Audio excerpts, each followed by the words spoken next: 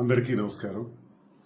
ఈరోజు వచ్చిన ఫలితాలను బట్టి ప్రజా తీర్పుని శిరసావహిస్తూ టెక్కలి ఎమ్మెల్యే అభ్యర్థిగా వైఎస్ఆర్ కాంగ్రెస్ పార్టీ నుంచి పోటీ చేసినటువంటి నేను జగనన్న సహాయ సహకారాలతో ఈ నియోజకవర్గాన్ని బ్రహ్మాండంగా అభివృద్ధి చేయాలని, నందిగాం మండలంలో ఆఫ్షోర్ రిజర్వాయర్ పూర్తి చేసి ప్రజలకి అంకితం చేయాలని, అలాగే 4,361 కోట్ల రూపాయలతో మూలపేట పోర్టును కూడా తీసుకురావడం జరిగింది.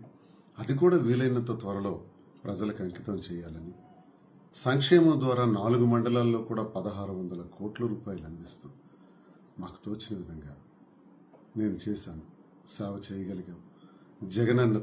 జగనన్న సహకారంతో ఇవన్నీ చేయగలిగాను.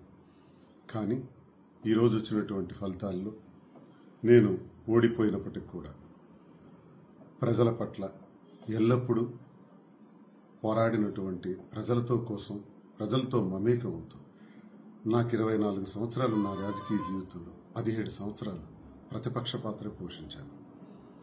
కానీ ఈ 5 ఏళ్లు అధికారం చూసిన తర్వాత ఇప్పుడు వచ్చినటువంటి ఈ పరిణామాలను బట్టి కార్యకర్తలకు అండగా ఉంటూ ప్రజల సమస్యల పట్ల, ప్రజలకు వచ్చే ప్రతి ఇబ్బంది పట్ల ఎప్పటిలాగే నేను ఉంటానని, మరి ఈ ఎన్నికలో నాకు సహకరించినటువంటి వైఎస్ఆర్ కాంగ్రెస్ పార్టీ కార్యకర్తలకు, అభిమానులకు, ప్రజలకు ప్రతి ఒక్కరికి నా హృదయపూర్వక నమస్కారాలు తెలియజేసుకుంటూ, ప్రజలకు ఏ సమస్య ఉన్నా సరే, కార్యకర్తకి ఏ ఇబ్బంది ఉన్నా సరే ఈ దువ్వాడ శ్రీనివాస్ ఎప్పుడూ ఉంటాడని తెలియజేస్తూ నమస్కారం.